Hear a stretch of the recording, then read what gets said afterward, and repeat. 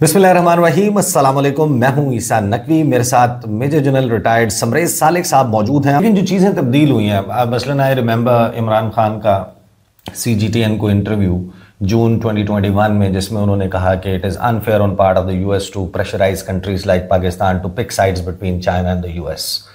फिर उसके बाद फास्ट फॉरवर्ड कर लें, एक मेमो लीक होता है हिना रबानी खैर साहिबा का, जिसमें वो भी बता रही हैं कि अमेरिका की तरफ से दबाव है हमारे ऊपर कि हम चीन और अमेरिका में से किसी एक का इंतखाब करें और हमें इसको बड़ा we have to treat carefully, it's a tight rope, और हमने बड़ा इस पे एहतियात से चलना है और हमें सूट नहीं करता कि हम साइड्स पिक करें।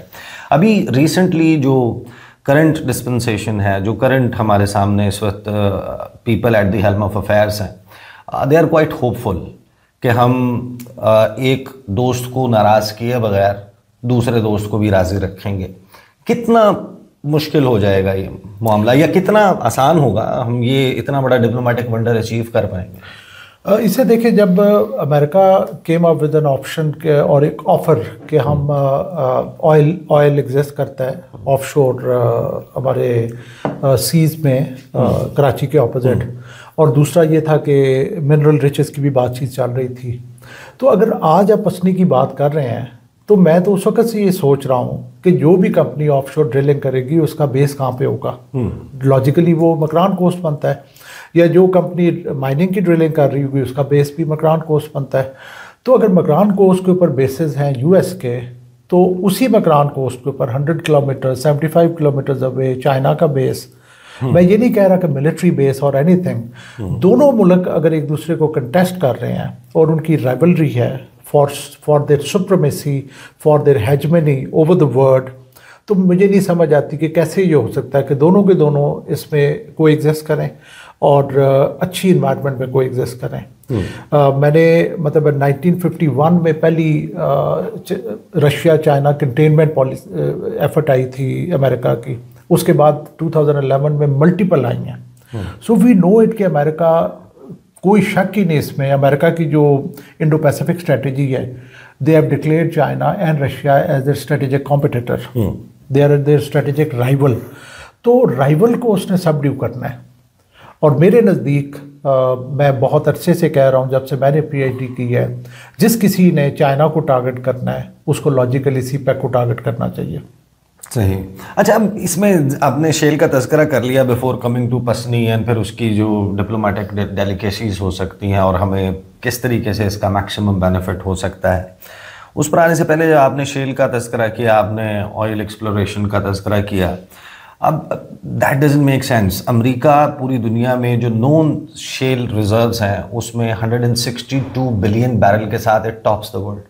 पूरी दुनिया में सबसे ज़्यादा नोन रिजर्व्स अमेरिका में, नॉर्थ डाकोटा में, पेंसिल्वेनिया में, टेक्सास में 162 बिलियन बैरल के डिस्कवर्ड नोन रिजर्व्स हैं। वो उनको यूज़ नहीं करता।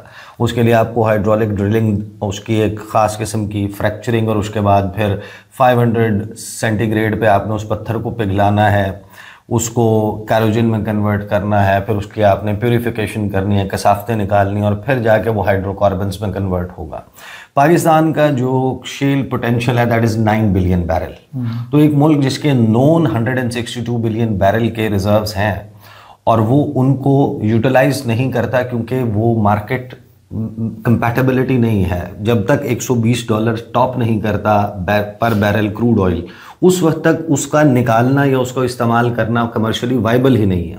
तो यहाँ पर वो मुल्क जिसके 162 बिलियन बैरल के नोन रिजर्व्स हैं, वो डिस्कवर जिनको करना है 9 बिलियन को, वो करने के में क्यों इंटरेस्टेड होगा कि वो आए और पाकिस्तान के एक्सक्लूसिव इकोनॉमिक जोन में वो 9 अरब बैरल तलाश करे, जिसका अभी हमें भी नहीं पता कि वो कहाँ पर हैं, अपने 162 नॉन रिजर्व छोड़ के।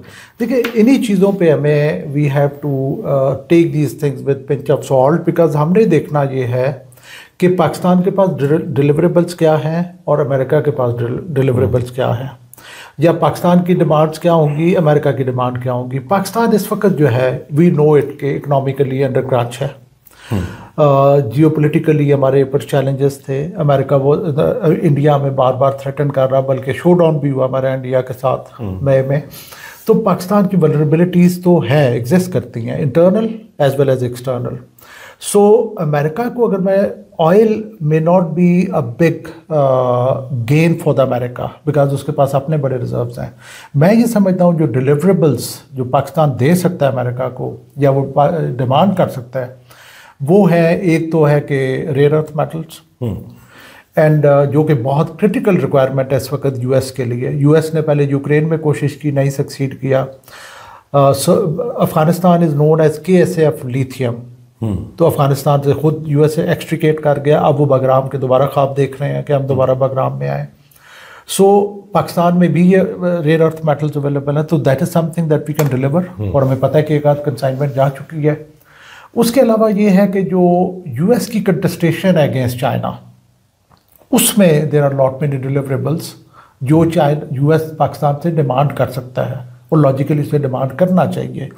या तो वो by design through I would say cover कुछ ऑब्जेक्टिव्स अचीव करने की कोशिश करे, या फिर ये कि हमारी मर्जी से अचीव करने की कोशिश करे। बट लॉजिकल है कि US is not interested in the oil, they have sufficient. और यकीन करें कि जो फ्यूचर है, फॉसिल फ्यूल जो थे अगर 40s और 50s में उसकी इम्पोर्टेंस थी, आज जो है वो इम्पोर्टेंस है रेयर अर्थ मेटल्स की।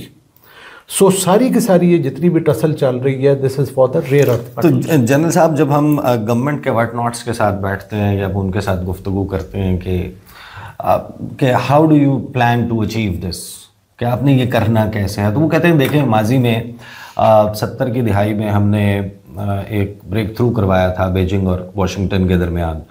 सदर निक्सन का वक्त था, हेनरी किसिंजर यहाँ पर आए और हमने उनका खुफिया दौरा जो है वो करवाया और हमने वो डिप्लोमेटिक रिलेशन फोर्ज करवाया उस वक्त चीन और अमेरिका के दरमियान। तो अगर हम माजी में इन दोनों के दरमियान एक कोऑपरेशन करवा सकते तो हम आज भी करवा सकते हैं। डू यू थिंक कि 70s का जो माहौल था उसको आज हम 2025 में अप्लाई उस मॉडल को कर सकते हैं कि हमने उस वक्त क्योंकि इनका एक ब्रेक थ्रू करवा दिया था, तो हम आज भी इनके दरमियान एक ब्रिज के तौर पर किरदार अदा कर सकते हैं? देखिए, पहली तो बात है कि no two environments are alike. 70s की एनवायरनमेंट कुछ और थी, आज एनवायरनमेंट कुछ और है। 70s में हमने चाइना को ओपनिंग दी, diplomatic opening as well as physical opening. Diplomatic opening हमने दी हेनरी किसिंजर की विजिट करवा के एंड और जो निक्सन की विजिट करवा के। फिजिकल ओपनिंग हमने दी थ्रू KKH। अब जो अमेरिका की डिमांड, उस वक्त अगर अमेरिका की डिमांड थी या चाइना की रिक्वायरमेंट थी टू ओपन अप, अब जो अमेरिका की डिमांड होगी that would be to close China.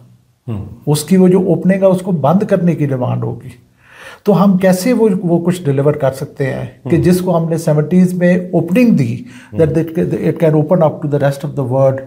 अब वो उसे फर्दर, मैं KKH को कहता होता हूँ कि प्रील्यूड टू CPEC। पहले वो बना था, जब KKH बना है तो उस वक्त Karachi was the linking port, आज गवादर पोर्ट है। एंड चेंज हो रहा है but otherwise it is the same concept. तो कैसे हो सकता है कि आज हम उसी जो हमारा आयरन क्लैड ब्रदर है उसका हम रास्ता रोकने में किसी की मदद करें? तो सन 2000 से पेंटागन जो है वो चाइना की जो ग्रोइंग मिलिट्री पावर है, जो उनका मिलिट्री मसल है, उसके ऊपर इतनी बड़ी रिपोर्ट छापता है। वो बड़ा कीनली स्टडी कर रहे हैं चीन के हवाले से।